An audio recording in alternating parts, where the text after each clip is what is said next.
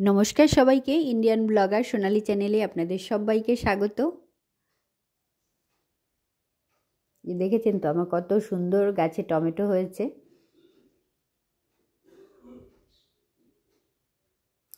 সকালবেলা জলখাবারে করব ভাজা আর রুটি। ভাজার মধ্যে রয়েছে 3 রকমের সবজি, বিট, আলু আর বরবটি। বরবটিটা আমাদের নিজেদের গাছের, আর আলু আর বিটটা কেনা। বেশি কিছু দেব না মশলা, কালো জিরে, শুকনো লঙ্কা ফোড়ন দিয়ে একটু পেঁয়াজ দিয়েই ভাজাটা করে নেব। এই যে ভাজায় পেঁয়াজ দিলাম, এতে স্বাদ দ্বিগুণ করে দেবে।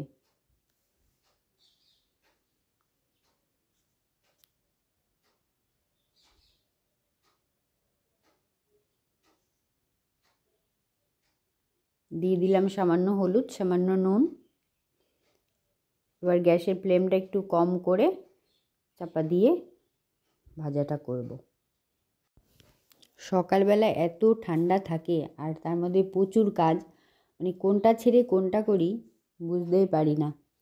আজ ওপরের ঘরগুলো সব পরিষ্কার করব। সেই যে বিয়ে বৌভাত মিটলো, রান্নাবান্না সব হয়েছে। আমার বোনের বর তো খানিকটা পরিষ্কার করে রেখে গেছে, এখন আরও নোংরা রয়েছে, সেগুলো আজকে জল দিয়ে ধুয়ে দেব। আর এই যে আলুগুলো দেখছেন, এগুলো আমি জল দিয়ে এখন ধুয়ে রাখছি। নতুন আলুতে ভীষণ বালি থাকে, আর কেটে সবজিতে দিলে না প্রচুর বালি বালি হয়ে যায় সবজি। সেই জন্য আমি সবসময় ধুয়েই ব্যবহার করি আলুগুলো, যে ধুয়ে রোদ্দুরে শুকিয়ে রেখে দেব। চলুন, আলু ধোয়া আমার হয়ে গেছে, এবার আটাটা মেখে নিই। ভাজাটা ওদিকে হতে থাক, আমি আটাটা এদিকটা মেখে নিই।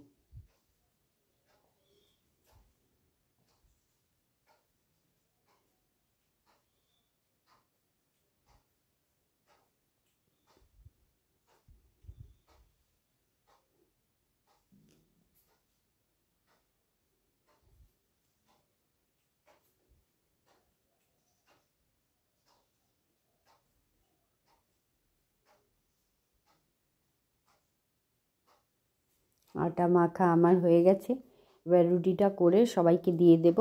তারপরে মা যাবে ওই বাড়িতে রান্না করতে, আর আমি এই বাড়ির সমস্ত কিছু পরিষ্কার করব আজ। আর এই যে রান্নাঘরে এই দিকটায় যতই ক্যামেরা এইভাবে রাখি না কেন, মানে আলো আসে না।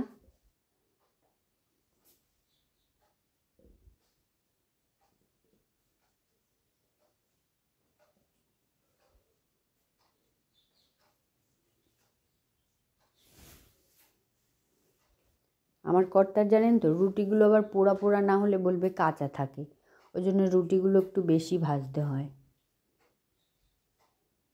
এমনি ফুলে যাবে, সব হবে, তাও বলবে রুটি কাঁচা। যদি একটু গায়ে পোড়া পোড়া না হয় না, বলবে রুটি কাঁচা রয়েছে, খাবে না।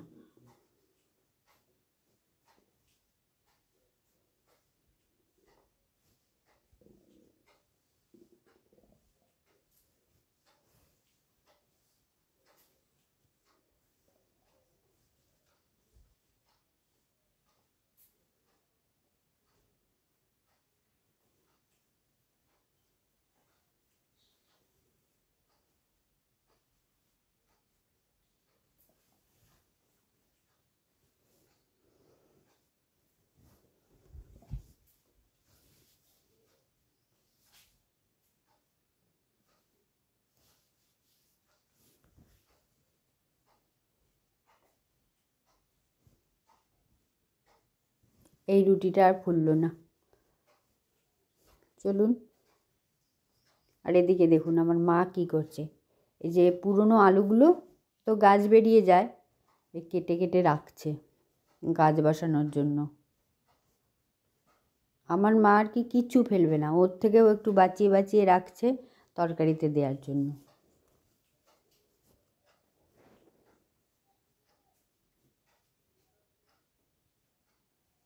ভাজা রেডি, এবার সবাইকে রুটি দিয়ে দেব। আজ এক রকমই করলাম, যেন সময় নেই বেশি একটা হাতে।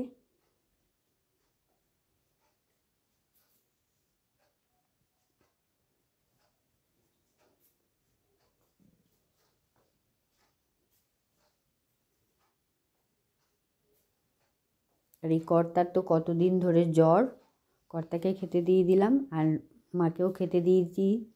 আর মেয়ে এখনও ঘুম থেকে ওঠেনি। 3 জনের জন্যই রুটি করেছি আর আমার জন্য এই পান্তা ভাতটা নিয়ে নিয়েছি। পান্তা ভাত খাওয়া তো শরীরের জন্য অনেক ভালো। আর আমাদের এখন বোম্বাই লঙ্কা আছে, বোম্বাই লঙ্কা দিয়ে খেতে আমার তো খুব ভালো লাগে, আপনারা তো জানেনই। তাই জন্য ভাতটা একটু গরম করে নিয়েছি, কারণ এত ঠান্ডা তো, সেই জন্য ভাতটা একটু গরম করে নিয়েছি। এবার বোম্বাই লঙ্কা দিয়ে খেয়ে নেব ভাজা দিয়ে।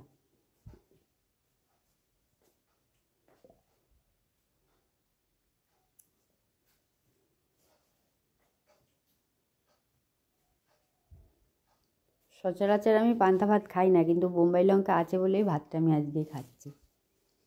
আর মা এখানে মাছের মাথা আর রুই মাছ 4 পিস, আর এইটা সমুদ্রে কী মাছ এটার আমরা নাম জানি না, এটাও নিয়ে এসছে।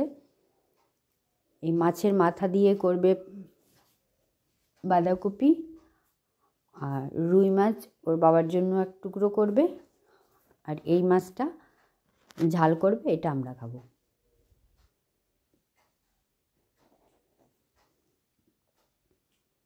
আমার মা এই বাড়িতে করছে রান্না, মেয়ে ভিডিও তুলছে। আজ মেয়ে যেহেতু বাড়ি রয়েছে, মেয়ে ভিডিও তুলছে। এখানে বাঁধাকপি সিদ্ধ করছে, এই যে গাছের টাটকা ধনেপাতা। ভাত এখানে মায়ের হয়ে গেছে। এই যে আলু গাছগুলো দেখছেন তো কত সুন্দর হয়েছে। ভাত হয়ে গেল, মাছের মাথাগুলো এক এক করে ভেজে নিচ্ছে। কাঠে খুব তাড়াতাড়ি রান্না হয়ে যায়।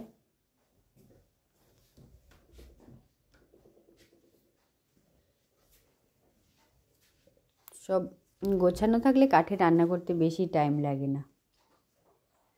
এই যে পাশে একটা প্লাস্টিক পেতে রেখেছে দেখছেন, এই সমস্ত বাসনের তলায় একটু কাদা লেগে যায় তো, মানে কাদা ঠিক লাগে না, ধুলো ধুলো হয়।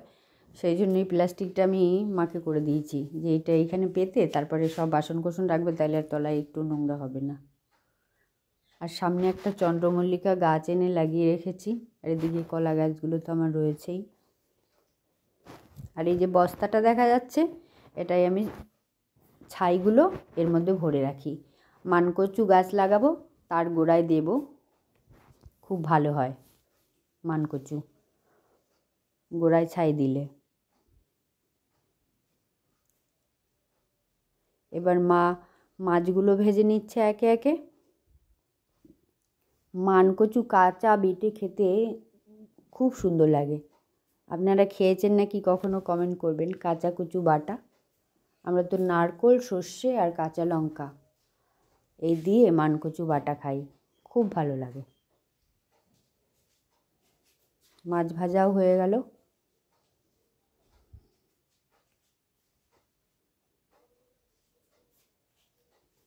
আর এই যে মশলাদানিটা, এইটা আমার খুব কাজের জিনিস। মানে বারবার বয়ে বয়ে একটা একটা করে নিয়ে যেতে হয় না, একবারে ধরে নিয়ে গেলেই হয়ে যায়। এই জন্য এটা আমি ওই বাড়িতে রেখেছি, আর এই বাড়িতে আলাদা নতুন কিনে রেখেছি। নাহলে বড্ড কিছুদিন না এবারই ওবারই করতে হতো খুব, মানে এটা আছে তো ওটা নেই, ওটা আছে তো ওটা নেই, এরকম হচ্ছিল কদিন। এখন একটা জায়গায় গেছে, কিনে নিয়েছি আমি অনেকগুলো কৌটো এই বাড়ির জন্য। সব সময় তো কাঠে গিয়ে রান্না করা সম্ভব হয় না, এই বাড়িতেও তো করতে হয়।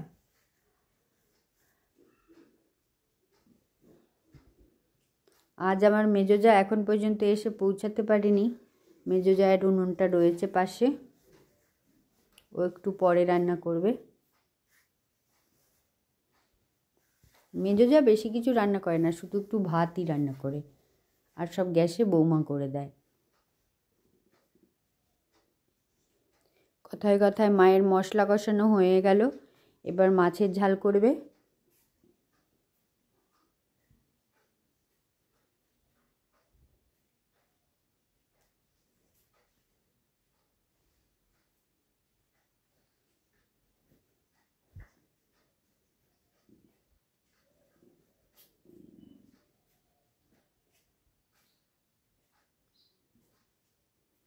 আমার মা মাছের ঝাল না, মাছের ঝোলই করে ফেলছে। তো অনেকটাই ঝোল দিয়ে ফেলছে দেখছি, কিন্তু যাই হোক মাছটা খেতে খুব ভালো হয়েছে।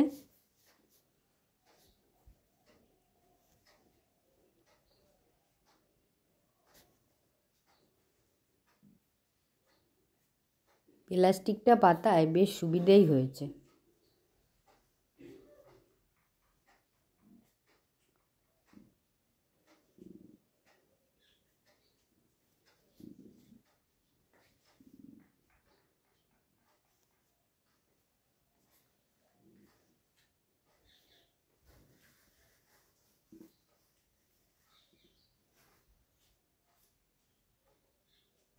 আর এইদিকে সকালবেলা আমি প্রচুর জামা কাপড় কেচে দিয়েছি, কিছু জামা কাপড় তুলে দিয়েছি আর কিছু এখনও পড়ে আছে। আর এই যে ওপরের ঘরে এখন আমি সব ঝাড় দিচ্ছি, পরিষ্কার করছি। আর এইদিকে খানিকটা টব ওই পাশের ঘরে ছিল, সেগুলো এই দিকে এনে লাগিয়ে রেখেছি। আর এই যে ক্যামেরাম্যান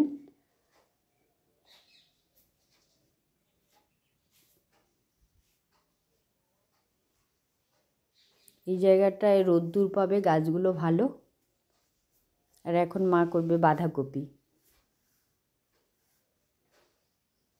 আলুগুলো ভাজা বসিয়ে দিয়েছি, আলুর সাথে একসাথে পেঁয়াজটাও ভেজে নেবে।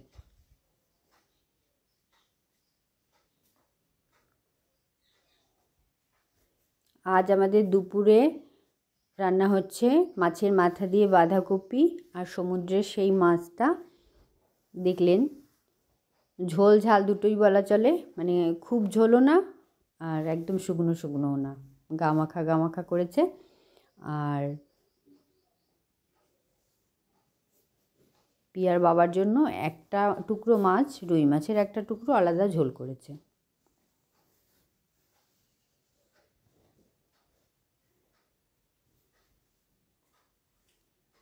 আর আমার মায়ের বুদ্ধি দেখেছেন তো, সুপুরির যে খোলগুলো হয় না, তাই দিয়ে একটা হাঁড়ির তলায় রাখার জন্য করেছে।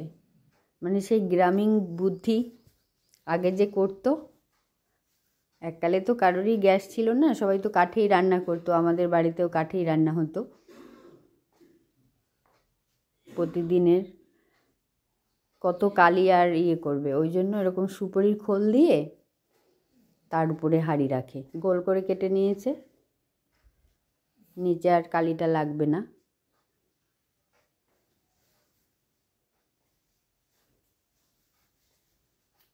মায়ের আমার প্রচুর গুণ, এই বয়সে এখনো এত কিছু করে না।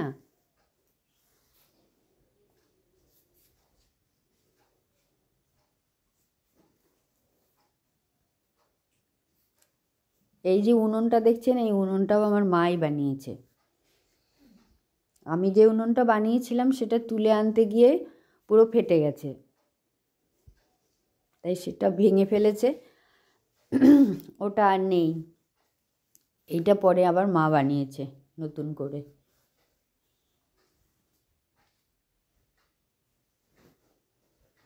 একটা আলগা উনুন বানাবো আমি, এই বাড়িতে যেখানে আমি থাকি সেখানে রেখে, উঠোনে রেখে করা যাবে, গতবার যেমনি করেছিলাম না।